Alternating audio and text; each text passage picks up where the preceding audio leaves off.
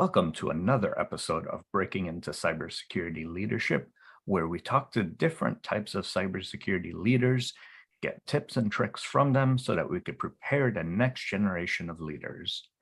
Today, our guest is joining us from all the way around the world, giving us a perspective from the Middle East and India based on their consulting and leadership experience. Varun, he'll be talking about his different experiences with the outsourcing model and how do you motivate and lead within that environment. Varun, do you want to introduce yourself?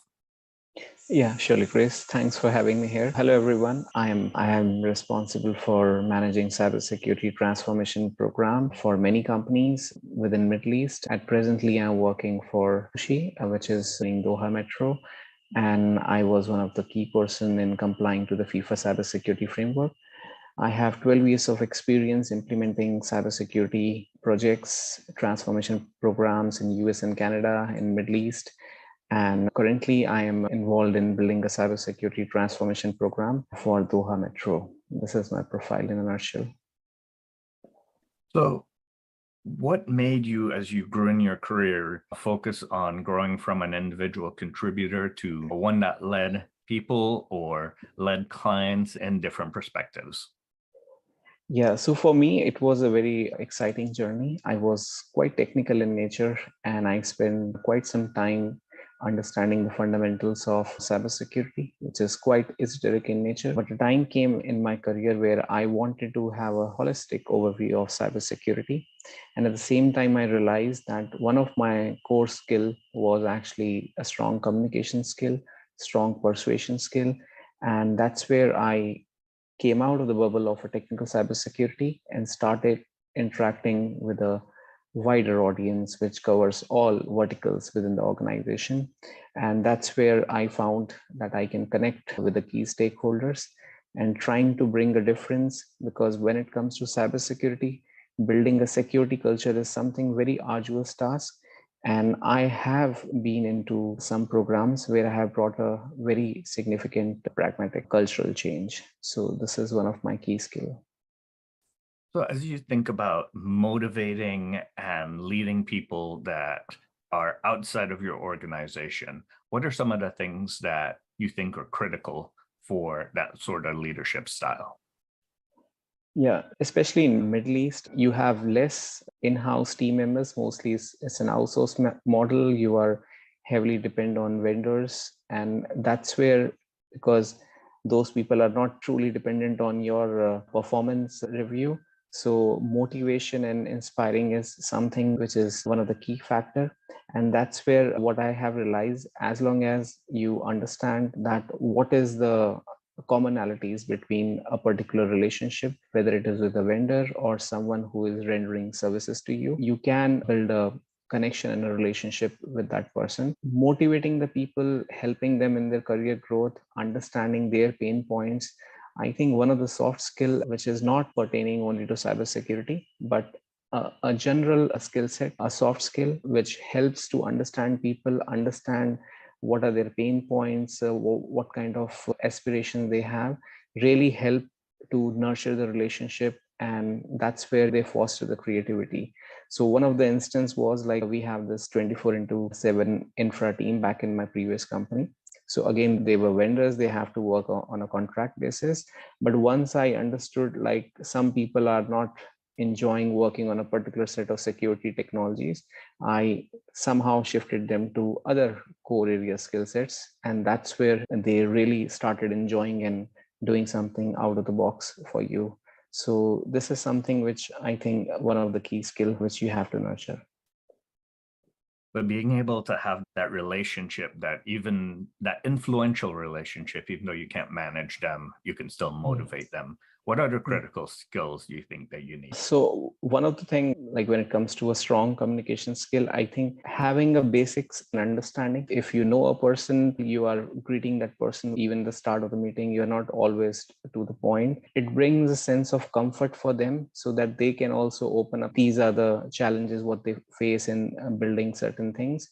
And you always try to protect them, because in corporate culture, it's quite common, and our cybersecurity field is very sensitive in nature. So one small move Yeah, one small wrong move can actually jeopardize your career.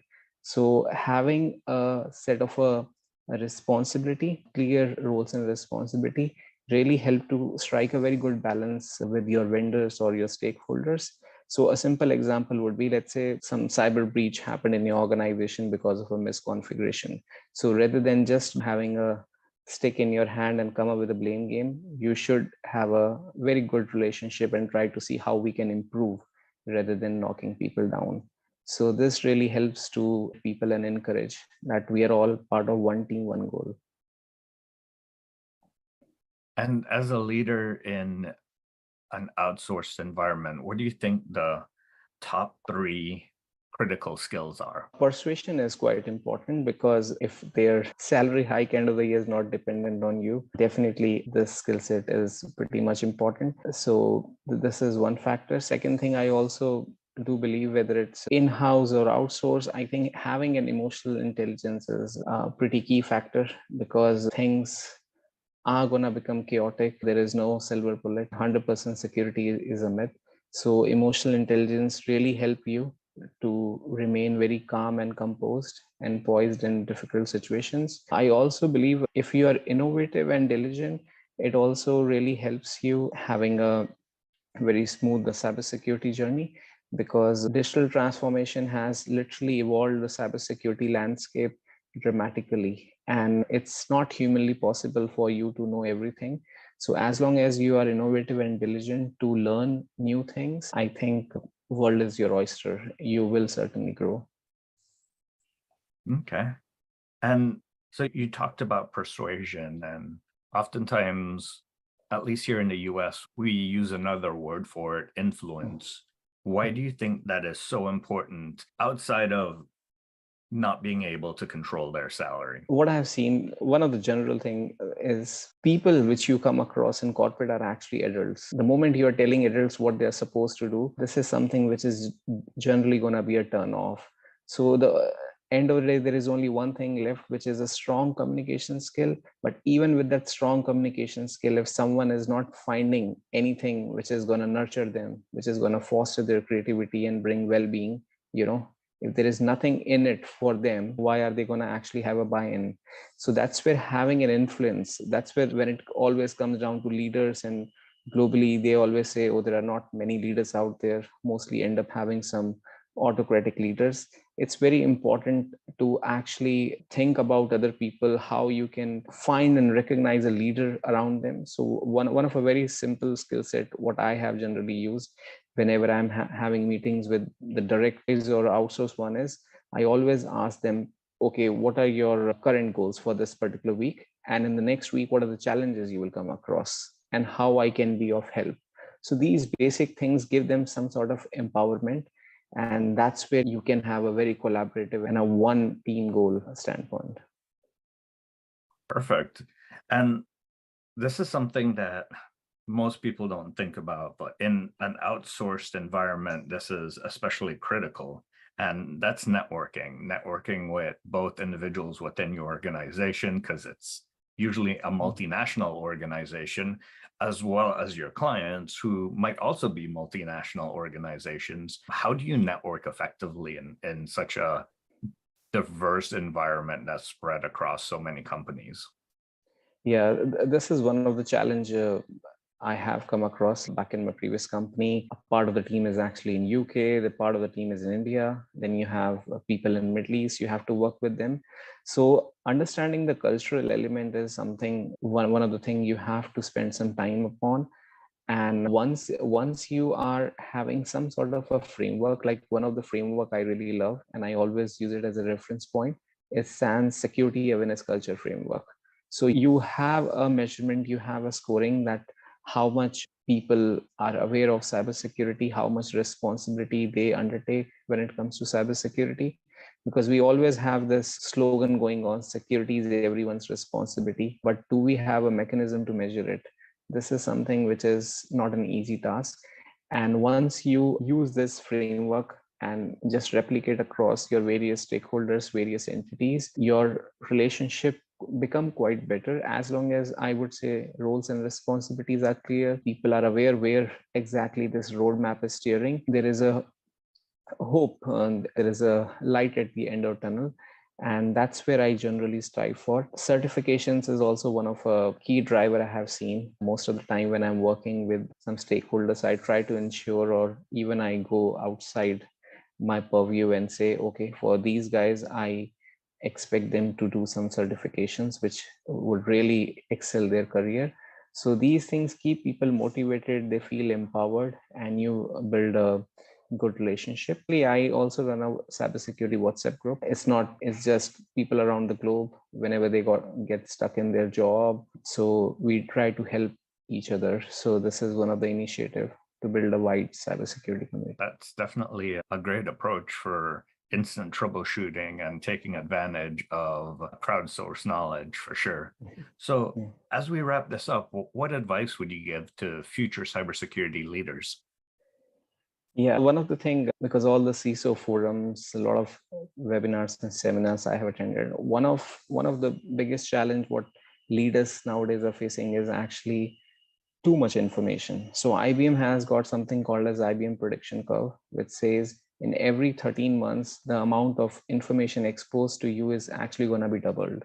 So basically, when it comes to cybersecurity and we look at digital transformation, which came up with so many new domains, you have IoT, big data, AI, cloud, you name it.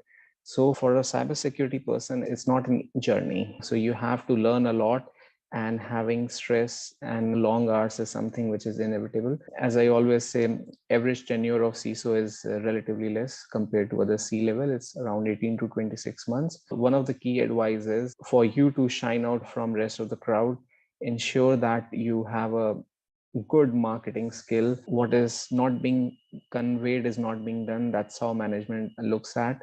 So try to have some sort of a collaboration, go out, attend events, do some certifications, and always try to learn something new, because everything in this digital landscape is changing very dramatically.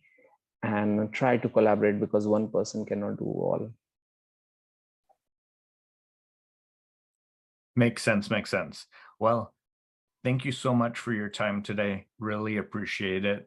And for those that are listening, follow the Breaking into Cybersecurity Leadership Series on LinkedIn, YouTube, Anchor, and Spotify, as well as on Twitch.